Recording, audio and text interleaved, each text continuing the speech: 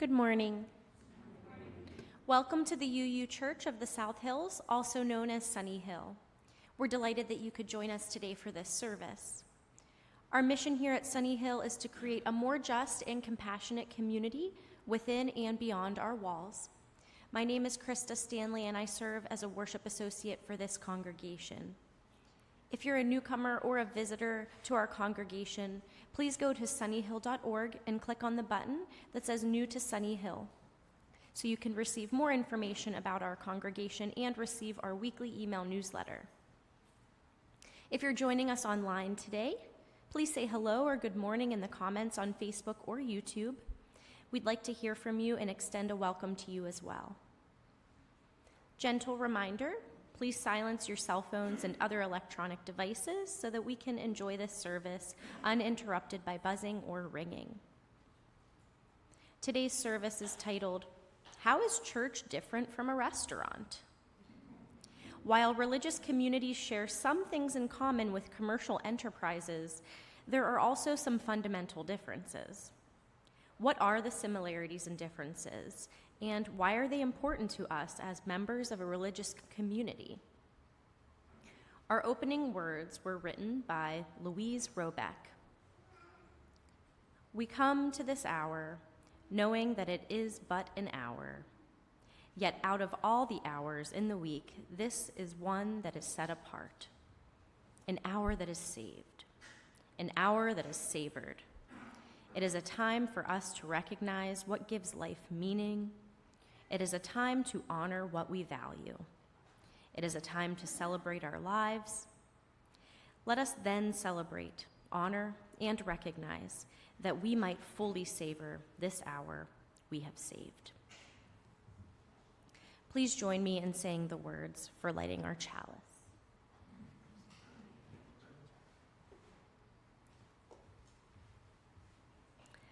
Flame of our faith, call us into the community of love and justice this morning and every morning.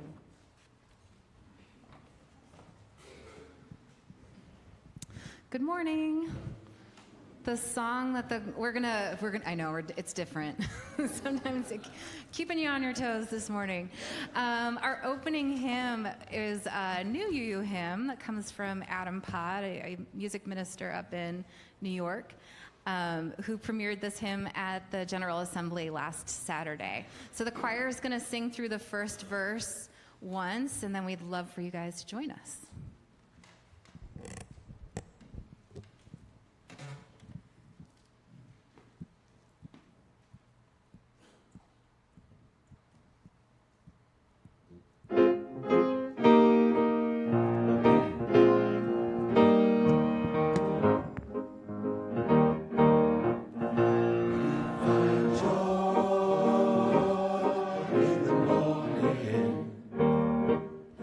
Joy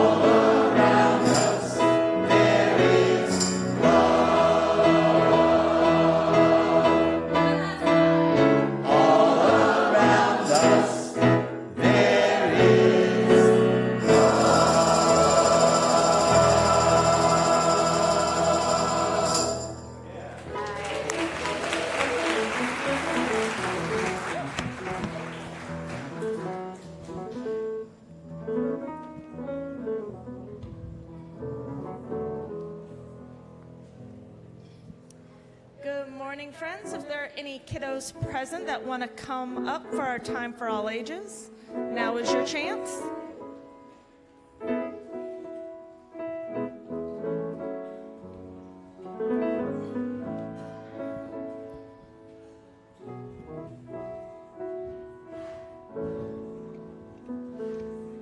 Good morning, friends. Good to see y'all today. What do you want for your birthday? The father asked his daughter. Do you want a doll? She wrinkled her nose and scrunched her eyes and thought, nah. A tea set? A pony? No, father. I have a year to think. I want this year to be special, a year to remember. All right, you think about it and let me know. Ellen thought. You see, she lived in the 1800s, so she thought of what kids liked then. She thought of bonbons and chocolate, new dresses and hats, boots and books, gloves, lace collars, but none of these were what she wanted. What would be special? Each day her father asked her, Ellen, do you know what you want for your birthday yet? And Ellen would shake her head. No, father, I'm still thinking. Several more days passed. Ellen. Yes, father, I've decided. Well, I have a riddle. It will tell you what gift I want for my birthday. The riddle is this. You cannot buy it, for it is worth all the money you have, but only you can give it. He repeated, I cannot buy it, because it is worth all the money I have, but only I can give it. Is that right? Yes, father. Well, now it's my turn to think about your riddle. I have to find the perfect present in the mystery.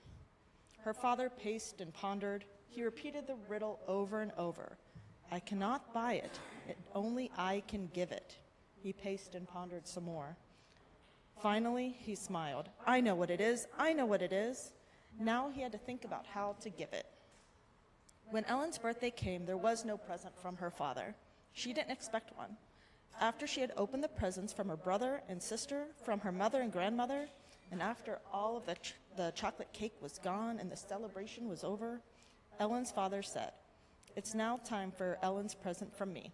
Ellen, come and have a seat. So Ellen climbed into the armchair and sat with her father. My present to you is very special. I hope it's what you wanted. For it's not a book, a toy, or clothes, but instead it is a present that is for all seasons and for every day. This year, your birthday present from me is that we will spend time together every week, just the two of us. For you are my very special daughter, and I love you dearly. Ellen hugged him. Oh, father, I knew you would figure out the riddle. Her father said, You cannot buy it, for it is worth all the money you have, but only you can give it. It took me a long time to figure out the answer, but when I did, I knew what it was that you wanted. The answer was simple. Give yourself. Oh, Father, I wanted a gift to make this year special. Time together with you will make this the best year of my own life. Ellen looked at her father's eyes. Why, Father, you're crying. Yes, you teach me more than any book I've ever written. By giving you time, I will gain much more than I give. It was Ellen's turn to figure out this riddle. How could her father, by spending time with her, get more than he gave? She thought she knew. Love multiplies. But perhaps she would only understand when she was older, maybe if she had children of her own. But her father understood, and when he wrote an essay on giving, he wrote, Give yourself, for he knew the wonder of this gift. That father's name was Ralph Waldo Emerson. He was one of our Unitarian ancestors. What I learned from the story is that one of the best gifts we can give to those we love is our time. And sometimes when we give ourselves, we also receive so much in return. And with that, let's head to our RE classes downstairs. Let's sing the children out. As you go, may joy surround you. As you go, go in peace. Know our love is with you always. As you go, as you go, as you go, may joy surround you. As you go, go in peace. Know our love is with you always.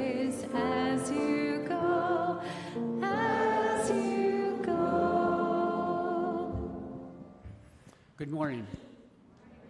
My name is Ed Johnston, and I'm co-chair of the Capital Campaign. My partner and co-chair, Roxy Mountjoy, and I are honored and extremely excited to be helping with this campaign.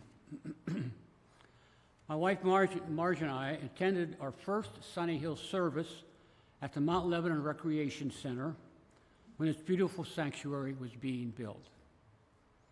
After 15 minutes, we knew Sunnyhill would be our church home. Today I will be talking about the 2024 Capital Campaign. The previous We Can Be Heroes Capital Campaign to build this sanctuary started 12 years ago in 2012. It was a miracle.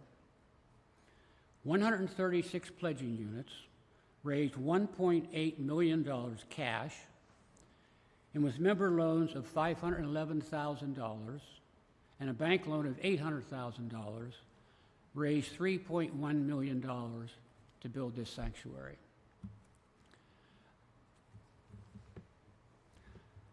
I'd like to acknowledge the people who have been thinking about and pre-planning this project really for several years, since COVID has delayed it. Peg Hart is first on that list.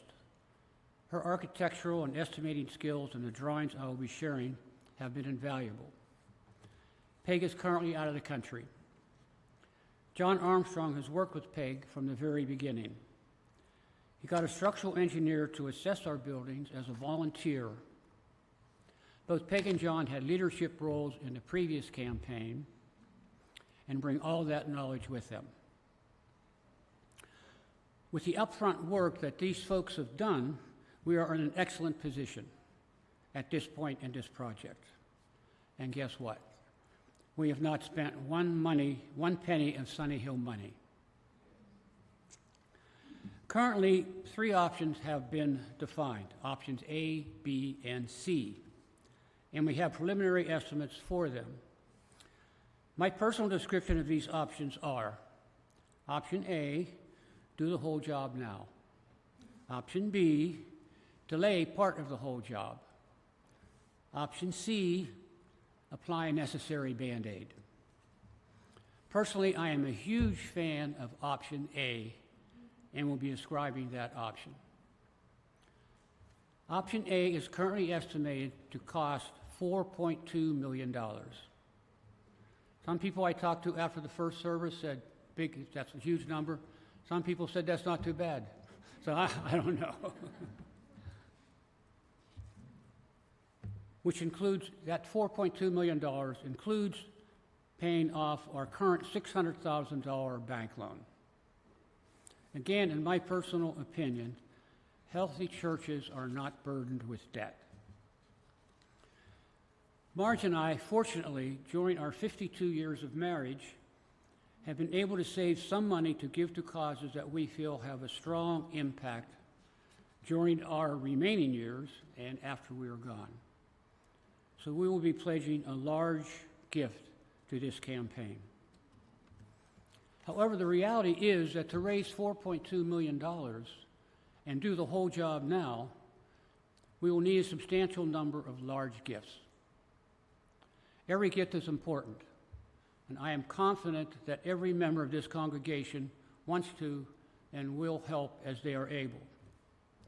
I am also hoping that members of this congregation who, like Marge and I, and probably at our stage in life, who have the means, will also consider a large gift. Okay, let's talk about option A. This is the architectural drawing for the 2017 new addition. This is what exists right now. On the right side is the new sanctuary where we are gathered. On the left side, shaded, is the area not modified by the 2017 addition that this capital campaign is addressing. The shaded area is still the original home, built 104 years ago in 1919 and 1920. In 1971, the house was purchased and became Sunnyhill Church. Changes were made to make the living room into a sanctuary, which is now Fellowship Hall. No changes were made to the foundation or the structure until 1994. In 1994, the back of the sanctuary was extended 18 feet with a new foundation for the new extension. Here's a view of just the area affected by this project.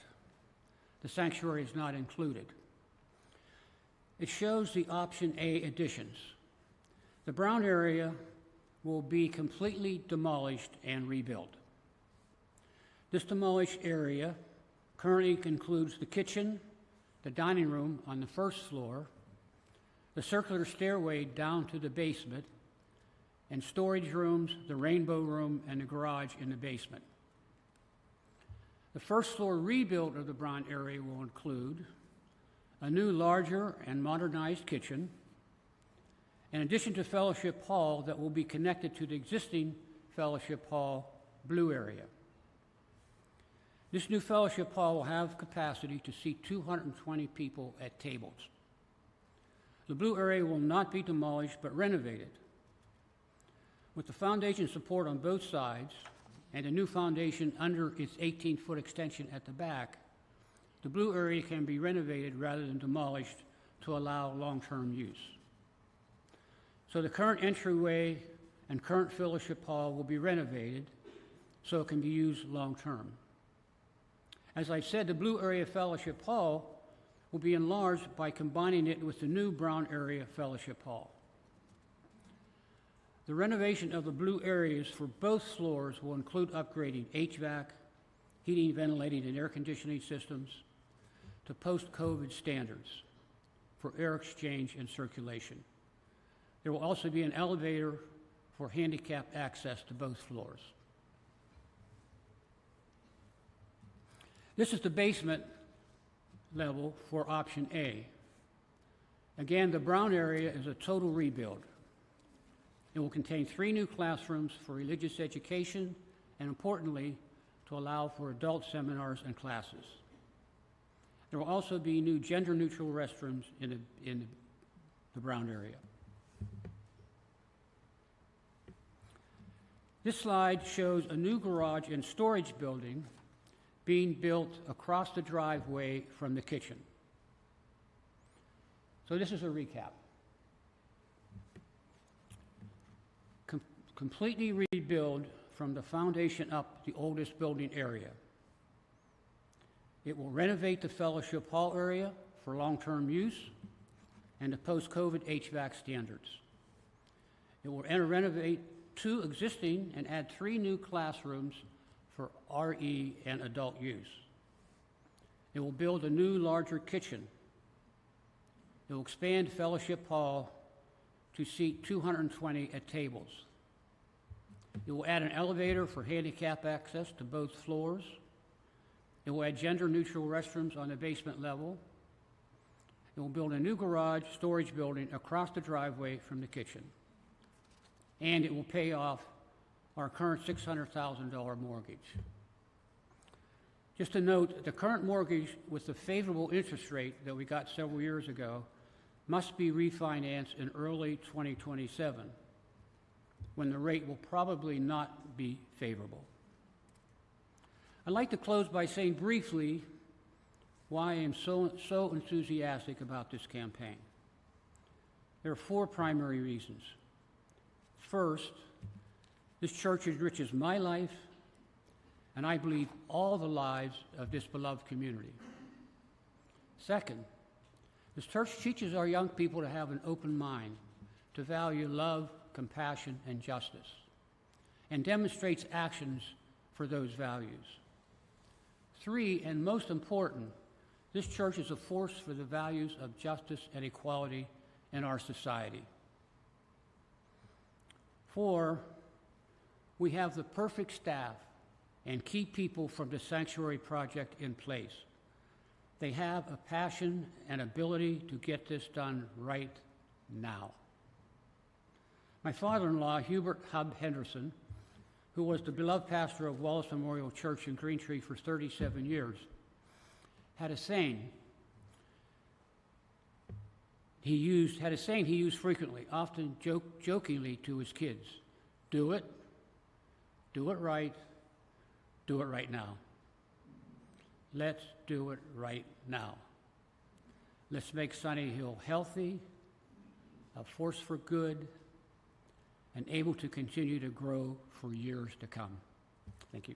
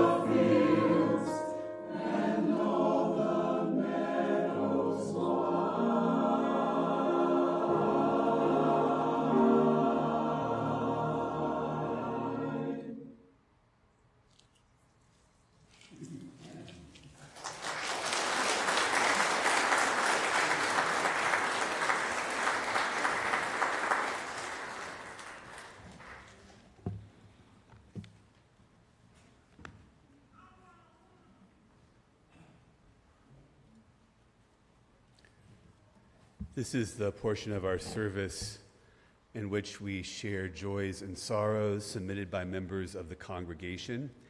These joys and sorrows may be submitted online through a link on our website or by filling out one of these brightly colored forms in our entryway. After each joy or sorrow that I share, please respond by saying, "We hold you in our hearts." A sorrow from Linda Snodgrass. Linda says, "My dad is on oxygen after getting out of the hospital. He was hospitalized for shortness of breath and a clogged gallbladder, but the gallbladder problem was resolved." To Linda and her dad, we hold you in our hearts. A joy from Vivian Sibel. Vivian had a successful laparoscopic hysterectomy Monday morning. The surgeon found and removed endometriosis along with the diseased uterus. She was home in time for dinner on Monday and has been recovering well with the care of her wonderful husband and mother-in-law. To Vivian and her family, we hold you in our hearts. A sorrow that was submitted earlier this week by Corey Hollemeyer, and an update to it, which was just submitted this morning. Corey says, "My daughter chose not to stand up for the Pledge of Allegiance, as is her First Amendment right, and her teacher berated her in front of her classmates and told her it was unacceptable." Corey says, "I spoke to a school board member and then the superintendent of my school district, and they will change the verbiage to reflect that the children have a choice whether to stand or not." To Corey and her daughter, we hold you in our hearts. As we sing together our musical meditation, we invite anyone who feels moved to do so to come forward, light a candle, place it in the sand, and then return to your seats.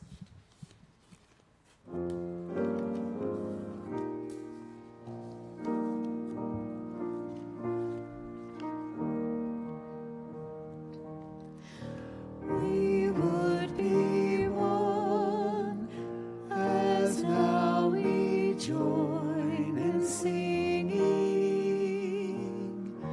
our hymn of love to pledge ourselves anew to that high cause of greater understanding of who we are and what in us is true. We would be one in living for each other to show to all a new community.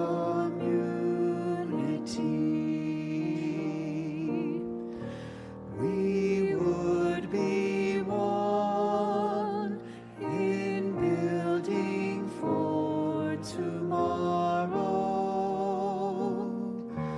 a nobler world than we have known today. We would be one in searching for that meaning which binds our hearts and points us on our way. As one we pledge ourselves to greater service with love and justice strive to make us free.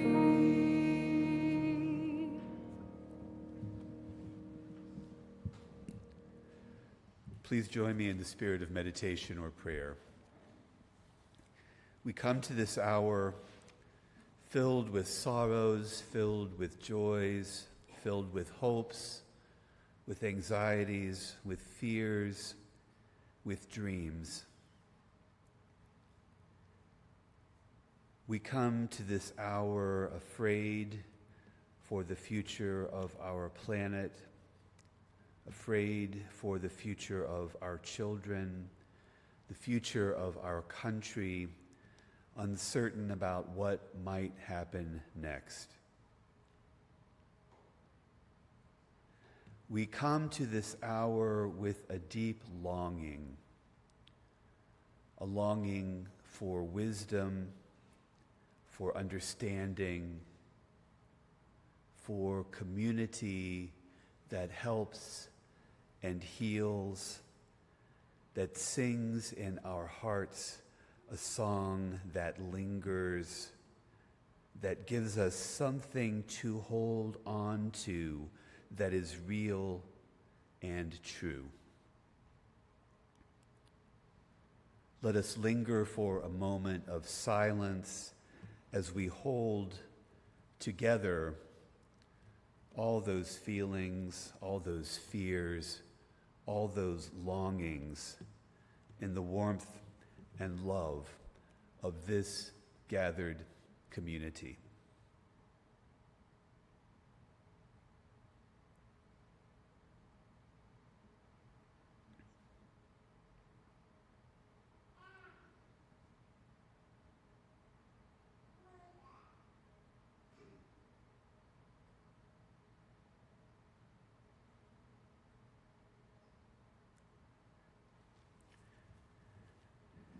May we sing together a new hymn of goodness and mercy, that our souls might find something like peace, might find meaning and purpose, that we might find a way of living for each other that brings love and justice into our hearts, into our families, into our communities, and into our world.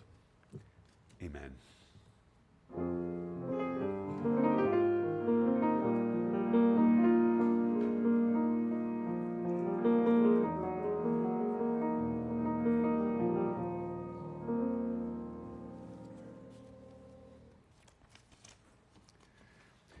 The source and inspiration for much of my sermon today is an article by Jan Hoffman titled, "How Much Would You Pay for This Meal?" which appeared in the New York Times some years ago. Behavioral scientists have for decades studied such questions as, how often have you bought something you felt wasn't worth the money? What if you could set the price yourself? What factors would influence your number? One way to study such questions is to present people with the choice of paying what they will for a particular product or service. Pay what you will models are fascinating for a variety of reasons, not the least of which is the amount of anxiety, guilt, delight, and suspicion that people experience when facing this kind of model. When you give people the choice of paying what they will, it tends to confuse them and stirs up any number of emotions. Restaurant owner and chef Zad Arafai noticed this range of emotions and more when he offered a pay-what-you-will system at one of his restaurants in New Jersey. As the lease was running out on his restaurant in Montclair, and he was preparing to close down this particular location, he decided to thank the community for their support by offering pay-what-you-will pricing for an entire month. He found that almost all of his customers struggled somewhat with a decision of how much to pay.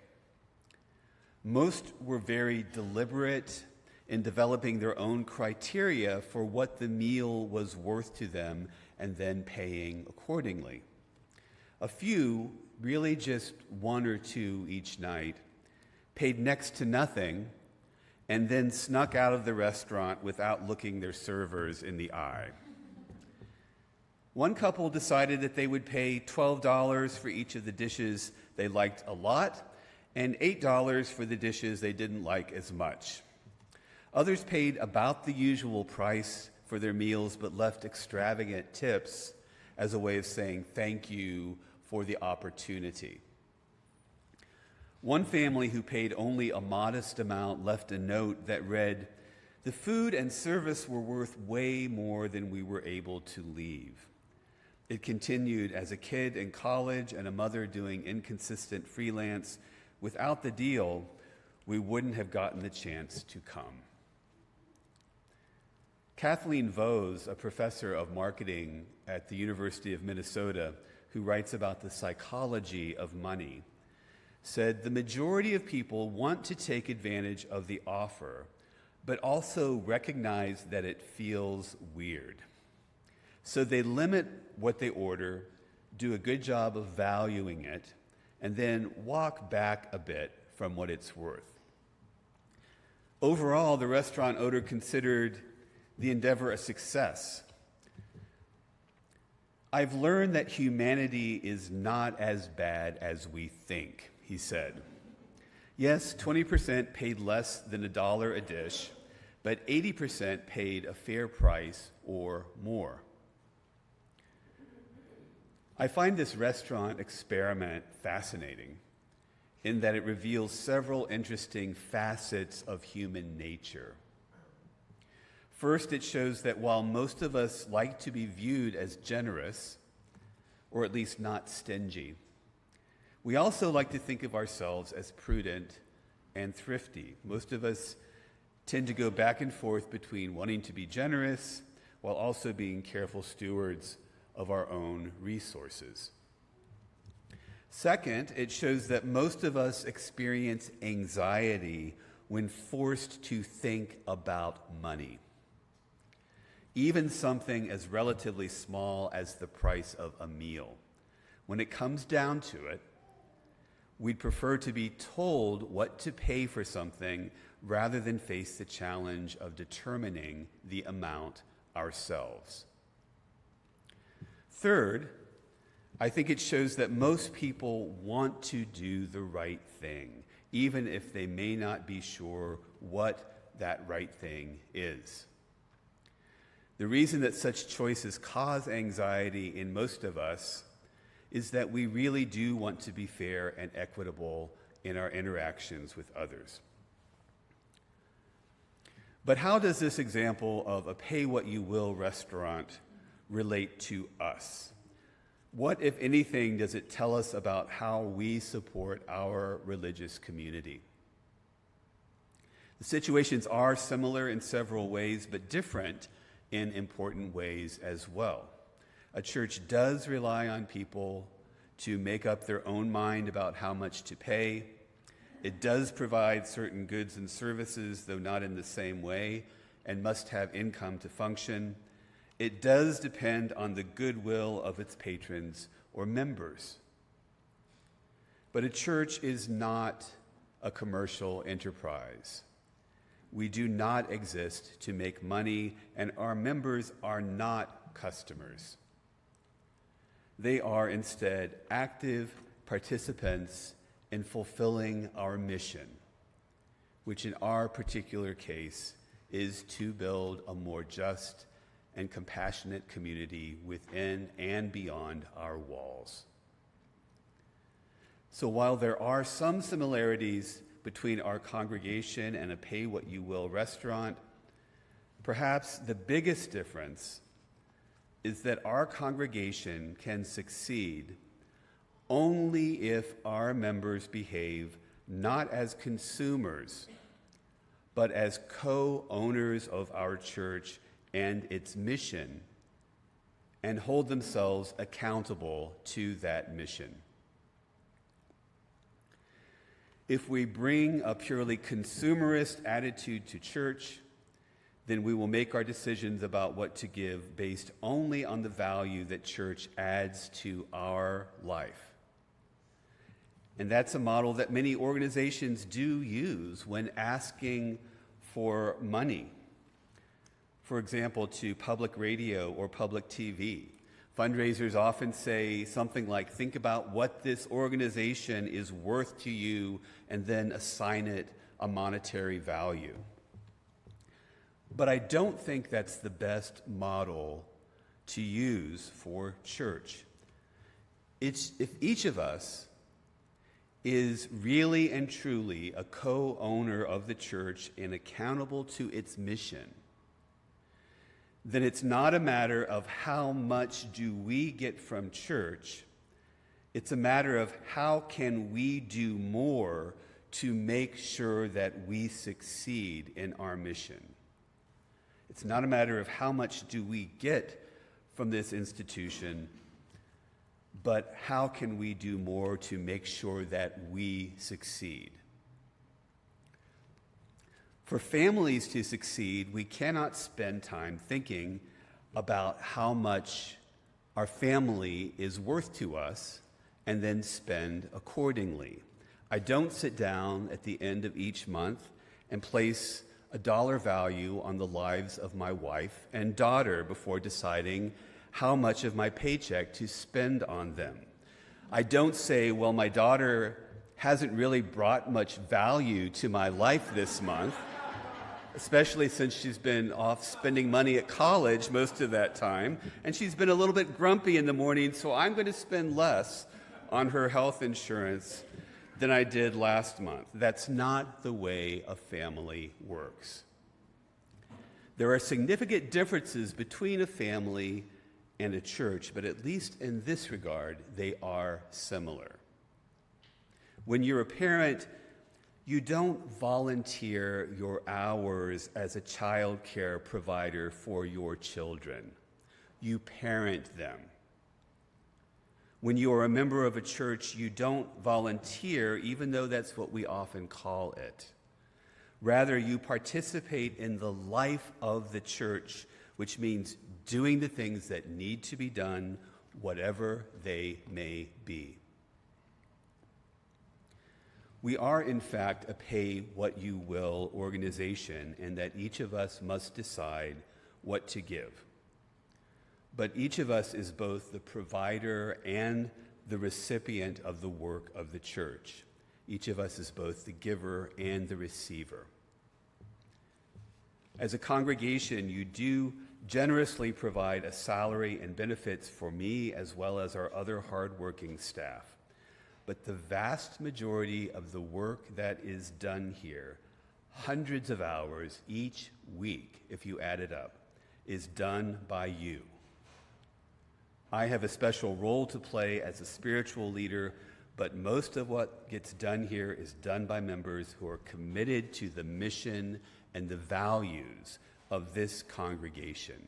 If you add up the hours of our ushers and greeters, facilities team members, RE teachers, COA mentors, sharing circle facilitators, lawn mowers, gardeners, and all the others, it really does add up to some hundreds of hours each week. A church is different than a restaurant because our work goes well beyond providing a good meal and relaxing ambiance. Our work, and it is our shared work, is nothing less than the transformation of lives through our commitments to justice and compassion. When I first started to going to church as an adult and I heard the minister talk about giving to the church, I remember myself thinking, he has no idea of what my situation is. He doesn't get it. I'm in debt up to my neck, barely scraping by, barely managing to pay my bills from month to month. People just do not understand. But please believe me, I do understand. When we ask you to give money to the church, either for your annual pledge or for the capital campaign, I'm not asking you to give more than you can give. I'm not asking you to spend less money on your grumpy teenager's health insurance in order to give more to the church. I'm not asking you to go further in debt just to give generously to the church. In fact, I would not want you to do that.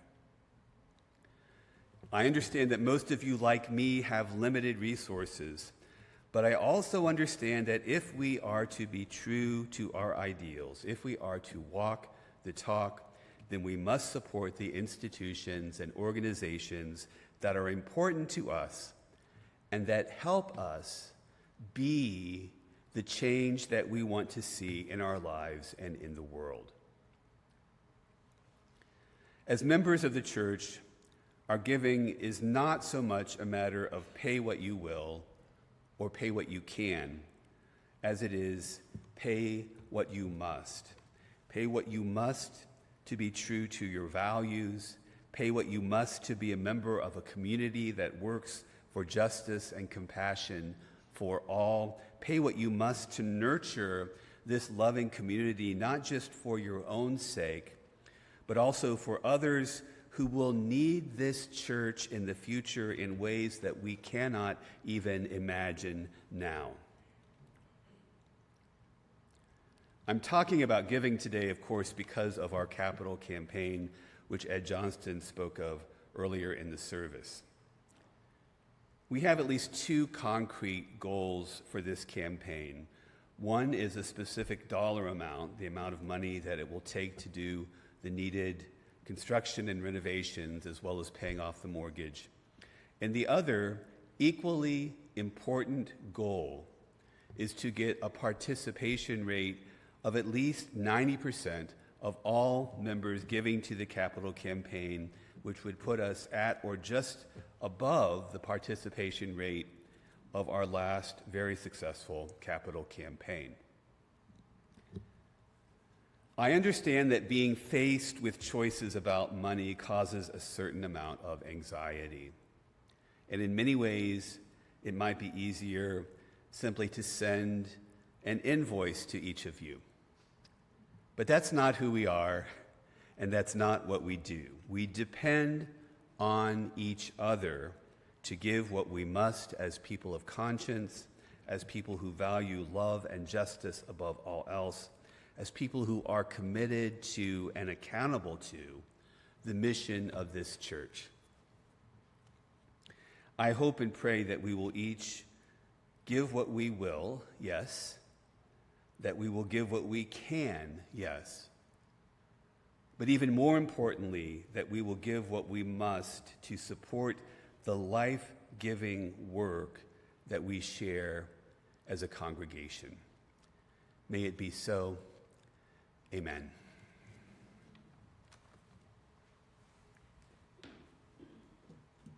Please rise and body or spirit to join in singing Love Will Guide Us.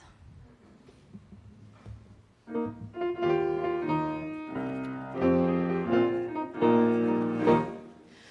will guide us, peace has tried us, hope inside us, will lead the way on the road from greed to giving. Love will guide us through the hard night.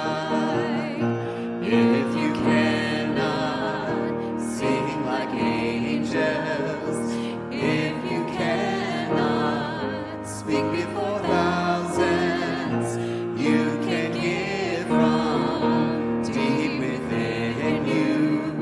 You can change the world with your love. You are like no other being. What you can give, no other can give to the future of our precious children, to the future of the world where we live. Hear the song of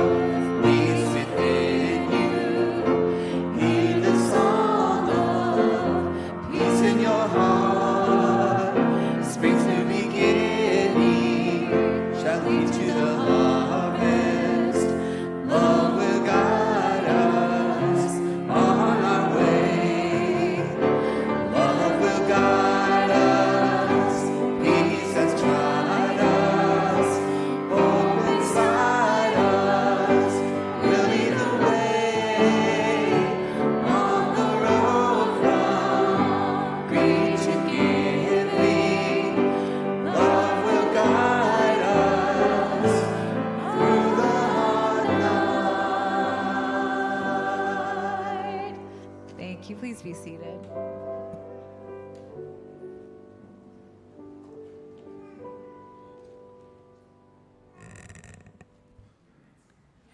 Our Share the Plate beneficiary for the month of May is Community Care and Resistance in Pittsburgh, or CCRIP. CCRIP provides direct aid to people in the Pittsburgh area returning home from incarceration in the Allegheny County Jail. They have a table outside the jail where they offer aftercare and supplies to individuals getting out of jail, making sure they at least have some money and a ride home. 100% of all donations go toward purchasing supplies. If you'd like to make a gift via our online giving system, you can do so by going to sunnyhill.org and click on the button that says Online Giving. Or you can give by text at 412-324-3130. We'll be passing our offering baskets around for cash and checks in just a moment.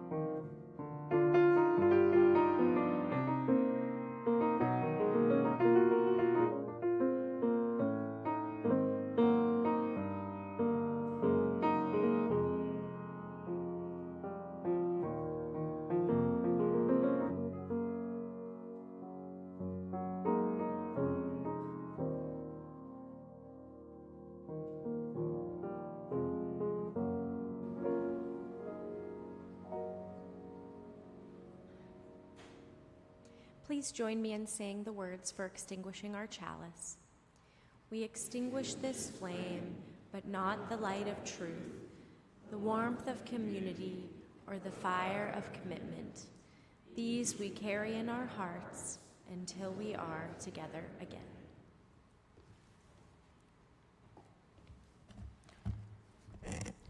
I have a few brief items before we go for the morning. One is about UU the Vote. UU the Vote needs all hands on deck. Please stop by the tables at the back of the sanctuary immediately after the service for a brief, less than 5-minute presentation about how Sunnyhill folks can get involved to make a difference in the crucial November election. There will be sign-ups for the purpose of getting an indication of what people want to do between now and November 5th. And here's the part that's special. No committee work and no long-term commitment. We just need to get an idea of who wants to be involved even for a couple of hours in the fall. And this effort is being spearheaded by Jeannie Zhang. Jeannie's right there in the back. She'll be happy to talk with anyone who wants to help. I think we all know what's at stake with the upcoming election. Also, in the fellowship hall, you may have seen on your way in, there are a couple of conceptual drawings similar to what Ed shared during his presentation today with regard to the proposed building and renovation plan. I encourage you to take a look at that, and also to sign up for one of our capital campaign gatherings, which will be taking place over the course of the summer. We would like to get everyone who is a member at one of these gatherings at least, where we will all share our Sunnyhill experiences, our hopes and dreams for the future of this congregation, as well as sharing information about the capital campaign. and gathering input about what your own priorities and ideas are. Also, next week we will begin our summer schedule of just one service on Sunday mornings, which will be at 10 o'clock a.m. So starting next week and running through the 1st of September, one service only at 10 a.m. If you show up at 11:15, you may see us as we're locking the door on the way out, and that's okay. But 10 a.m. from now till September. For now, we'll close with these words. Let us go forth into the world through a door of hope for the future. Remembering these words by Martin Luther, even if I knew that tomorrow the world would go to pieces, I would still plant my apple tree. So may it be with us. Go in peace.